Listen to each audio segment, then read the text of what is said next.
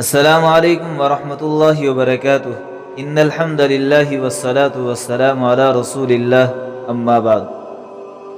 محترم دوستو، بیٹی اللہ کی بہت بڑی نعمت ہے۔ جب یہ بیٹی ماں کا روپ لیتی ہے تو اللہ تبارک و تعالی ایک ماں کے قدموں کے تلے جنت رکھ دیتے ہیں۔ جب یہ بیوی کے روپ میں آتی ہے تو اللہ نے فرمایا اعلیٰ درجے کا مسلمان وہ ہے، اعلیٰ درجے کا مومن وہ ہے جو اپنی بیوی سے اچھا سلوک کرتا ہے۔ جب یہ بیٹی کے روپ میں ہو تو حضرت نبی کریم صلی اللہ علیہ وسلم نے فرمایا، جس باپ نے اپنی بیٹی کی اچھے سے پرورش کی، اس کی اچھے سے تربیت کی، پھر اس کا نکاح کر دیا، وہ جنت میں میرے ساتھ ہوگا۔ جب یہ بہن کے روپ میں ہو تو اگر ایک بھائی اپنی بہن کا اچھے سے خیال رکھتا ہے، اس کی اچھے سے پرواہ کرتا ہے، اس کی ضرورتوں کو پوری کرنے کی ہر ممکن کوشش کرتا ہے، تو یہ اس کے لیے جنت واجب کروا دیتی ہے۔ بیٹی کے پیدا ہونے پر اللہ کی طرف سے آسمان سے ایک فرشتہ اترتا ہے اور کہتا ہے، جو بھی تم پر خرچ کرے گا اللہ اسی کے ساتھ ہوگا۔ اللہ نے عورت کو ہر روپ میں ایک الگ ہی مقام دیا، ایک الگ ہی شان اور ایک الگ ہی عزت عطا کی۔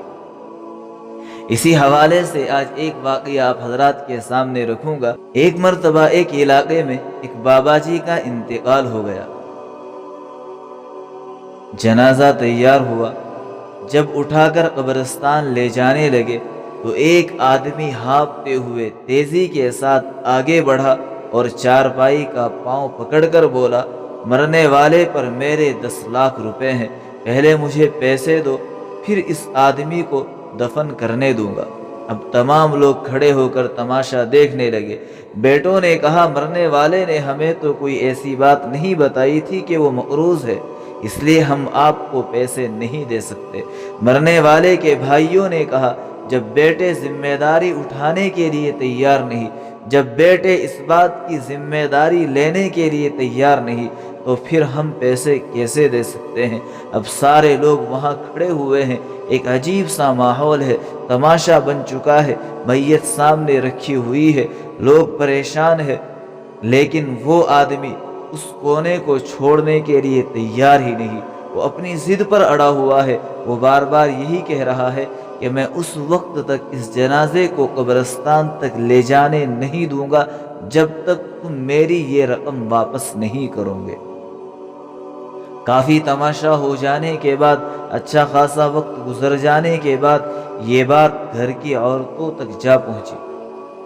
اب اسی مرنے والے کی بیٹی نے جب یہ بات سنی تو اس نے فوراً اپنا سارا زیور اتار دیا اور جتنا بھی اس کے پاس کیش تھا، جتنی بھی اس کے پاس رقم تھی، جو کچھ بھی اس نے اپنے پاس مال جوڑ رکھا تھا، وہ سارا لے کر ایک آدمی کو دیا اور یہ کہلوا بھیجا کہ جاؤ اس آدمی کو دو اور یہ کہو کہ یہ جو کچھ ہے ابھی اس کو رکھ لو، باقی جتنا بھی آپ کا قرضہ رہے گا میں انشاءاللہ اس کو دھیرے دھیرے آپ کا قرضہ ادا کرتی رہوں گی، لیکن خدا کے واسطے میرے والد محترم کی اس میت کو قبرستان تک جانے دو۔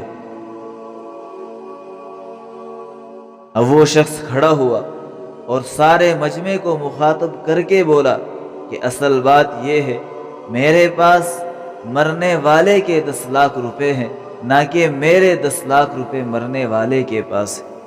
یعنی اس نے یہ کہا کہ میرے اوپر اس میت کا قرضہ ہے، میں نے اس سے 10 لاکھ روپے لیے تھے، لیکن مجھے یہ بات سمجھ نہیں آ رہی تھی کیونکہ میں آپ میں سے کسی کو بھی نہیں جانتا کہ اس کا وارث کون ہے، لہٰذا مجھے یہ ذرا تماشا کرنا پڑا، میں اس کی معذرت چاہتا ہوں۔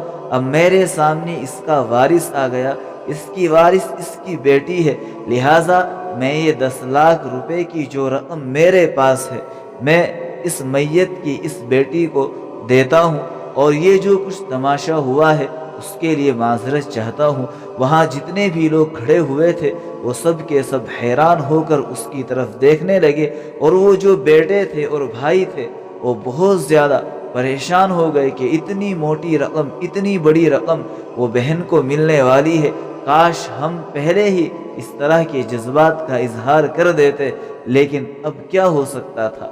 جن کے دلوں میں اللہ نے خالص محبت رکھی ہے وہی اس طرح کے وقت میں فوراً سامنے آتے ہیں اور فوراً اس طرح دوسرے کا ساتھ دینے کے لیے تیار ہوتے ہیں۔ اس لیے میرے دوستو، جن کو اللہ نے بیٹیاں دی ہے وہ بڑے ہی خوش نصیب ہے۔ بیٹی کی پیدائش پر خوش ہونا چاہیے، نہ کہ غمگین۔